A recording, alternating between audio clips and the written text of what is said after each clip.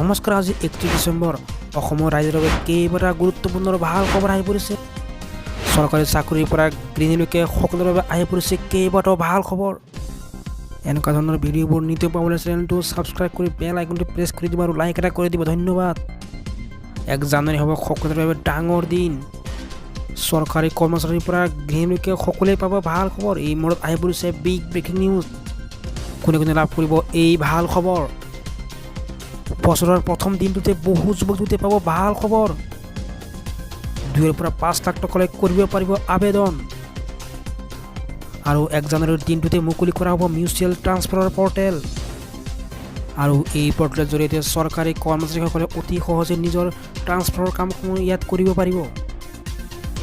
1 ক্লিকতে লাভ কৰিব ট্ৰান্সফাৰ।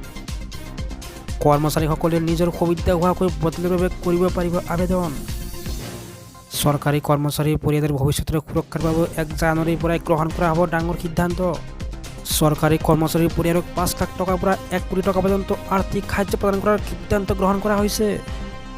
আৰু 1 জানুৱাৰীতে ৰাজ্যৰ লাখ লাখ দৰিদ্ৰ পৰিয়ালে লাভ কৰিব ৰেচনৰ চাউল। এই মুহূৰ্তত বিগ ব্ৰেকিং নিউজ। ৰাজ্যৰ লাখ লাখ দৰিদ্ৰ পৰিয়ালে 1 জানুৱাৰীত লাভ কৰিব ৰেচনৰ চাউল। নতুনকৈ ৰেচন কাৰ্ড লাভ কৰা সকলোৱে এই দিনটোতে যাওক ৰেচনৰ দোকানলৈ। 1 তাৰিখৰ পৰা 10 তাৰিখৰ ভিতৰতে অৰুণোদয়ৰ হিতাধিকাৰী পাব ভাল খবৰ। প্ৰতিগৰাকী মহিলাৰ একাউণ্টত সোমাব 1250 টকা।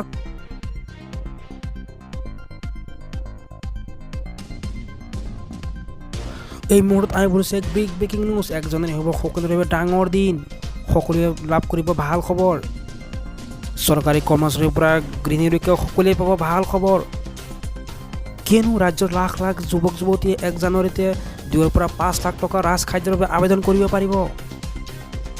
ইয়াৰ উপৰিও প্ৰতিগৰাকী অৰুণোদয় লাভ কৰা মহিলাৰ একাউণ্টত সোমাব 1250 টকা। আৰু ৰাজ্যৰ লাখ লাখ দৰিদ্ৰ লোকে 1 জানুৱাৰীতে লাভ কৰিব ৰেচন। আৰু নতুনকৈ ৰেচন কাৰ্ড লাভ কৰা সকলোৱে এই দিনটোতে যাওক ৰেচনৰ দোকানলৈ। আৰু চৰকাৰী কৰ্মচাৰীৰ পৰিয়ালৰ ভৱিষ্যত সুৰক্ষাৰ বাবে 1 জানুৱাৰীৰ পৰাই গ্ৰহণ কৰা হ'ব সিদ্ধান্ত।